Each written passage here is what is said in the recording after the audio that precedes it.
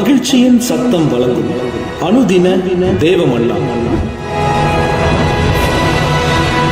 Voice of Joy presents Daily Manna by Reverend A. Benedict. Praise the Lord. God loves you so much. இன்றைய தேவ மன்னாவாக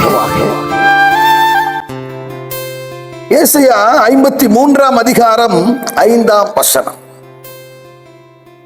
நம்முடைய மீறுதல் நிமித்தம் அவர் காயப்பட்டு நம்முடைய அக்கிரமங்களின் நிமித்தம் அவர் நொறுக்கப்பட்டார். நமக்கு சமாதானத்தை உண்டு பண்ணும் ஆக்கினை அவர் மேல் வந்தது. அவருடைய தழும்புகளால் குணமாகிறோம். இன்றைய மன்னாவின் தலைப்பு, நம் மீறுதல்களின் நிமித்தமாக காயப்பட்ட கர்த்தர். நம் மீறுதல்கள், நம் பாவங்கள், நம் அக்கிரமங்கள், நாம் பாவத்திற்கு மரித்து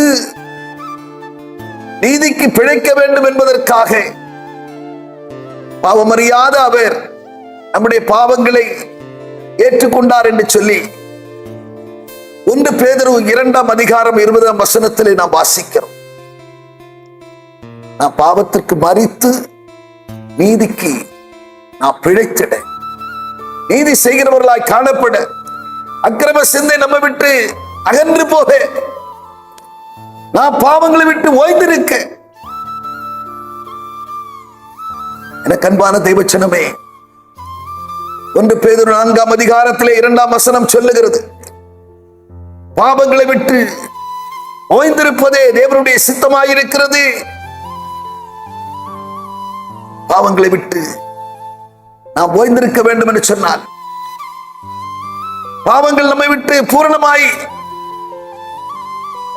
விலகி போக வேண்டும் என்று சொன்னால்,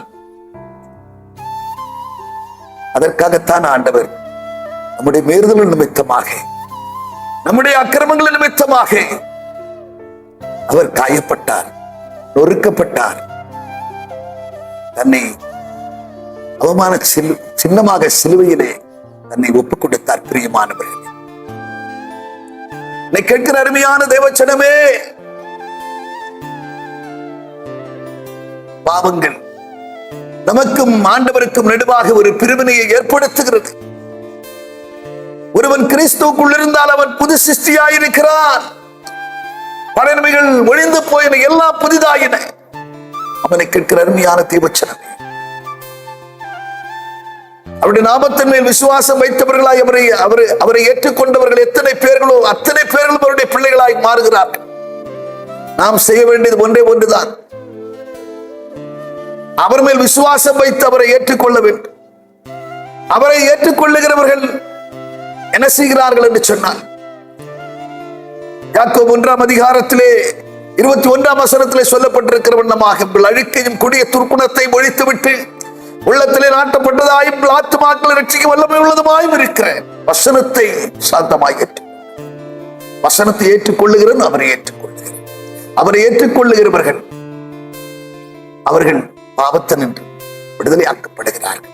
அவனை கேட்கிற அருமையான தேவச்சனமே, ஆண்டவர் சொல்லுகிறார், பூமியின் எல்லை எங்கும் உள்ளவர்களை என்னை நோக்கி பாருங்கள், நீங்கள் ரட்சிக்கப்படுவீர்கள்.